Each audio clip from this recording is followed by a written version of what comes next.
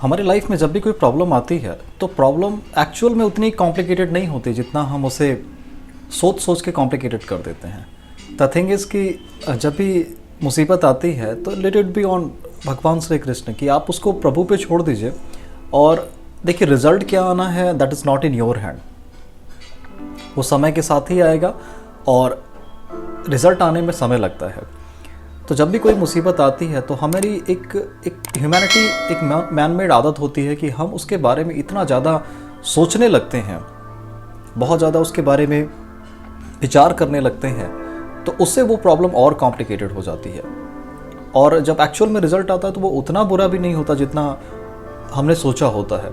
और दूसरी बात कि अगर आप एथिकली सही हैं, आपने इंटेंशनली किसी का बुरा नहीं किया, आपने जानबूझकर किसी का अहित नहीं किया, किसी का नुकसान नहीं किया, तो यकीन रखिए भगवान में कि जो भी परिणाम होगा वो आपके पक्ष में होगा। और जितना भी आपने सोचा होगा कि इतनी मुसीबत आ सकती है या इतना हो सकता है, उससे जो परिणाम होगा वो काफ़ी कम होगा। तो ये एक बड़ा फैक्टर होता है किसी भी मुसीबत को झेलने के लिए। और हमेशा इंटेंशनली अगर आप किसी का बुरा नहीं चाहते, आप ऐसा नहीं चाहते कि किसी का अहित हो, किसी का बुरा हो, और गलती से आपसे कुछ मिस्टेक हो गई, कुछ चीज़ें गड़बड़ हो गई, तो बहुत परेशान होने की ज़रूरत नहीं है। समय पे चीज़ों को छोड़ दीजिए और नीति नियम और सिद्धांत के साथ आगे बढ़िए। जो भी परिणाम होगा वो आपके पक्ष में ही होगा। और वैसे भी परिणाम आना हमारे हाथ में नहीं होता, हमारा काम होता है अपने कर्म को करना। अब अपने कर्म को अगर आप सच्ची श्रद्धा से, भावना से कर रहे हैं तो यकीन रखिए परिणाम आपके तरह होगा। और दूसरी बात कि जो भी लोग एक अपने क्रिटिकल स्टेज में थे, एक बार एक रिसर्च हुआ अमेरिका में, तो जो भी लोग ऐसे बहुत क्रिटिकल हालात में थे, they are critically ill, so there was a research, it was done in an hospital. तो वहाँ पे एक नर्स थी।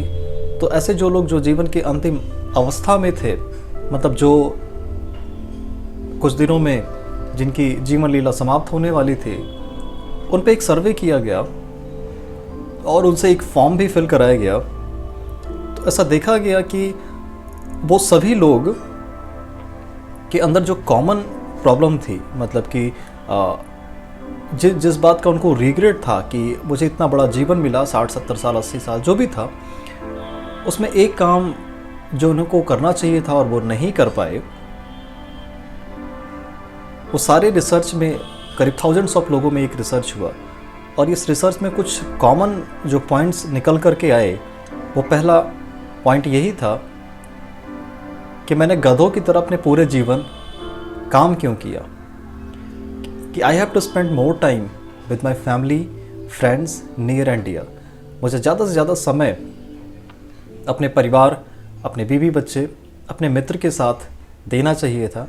और जितना मैंने काम किया अपने जीवन में, इसका बहुत ज़्यादा इंटेंशनली मुझे नहीं करना चाहिए था। मुझे एक बैलेंस रख करके चलना चाहिए था जीवन में।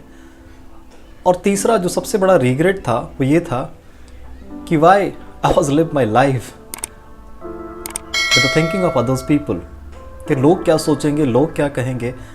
ये बात को ध्यान में रखकर मैंने अपना जीवन क्यों जिया।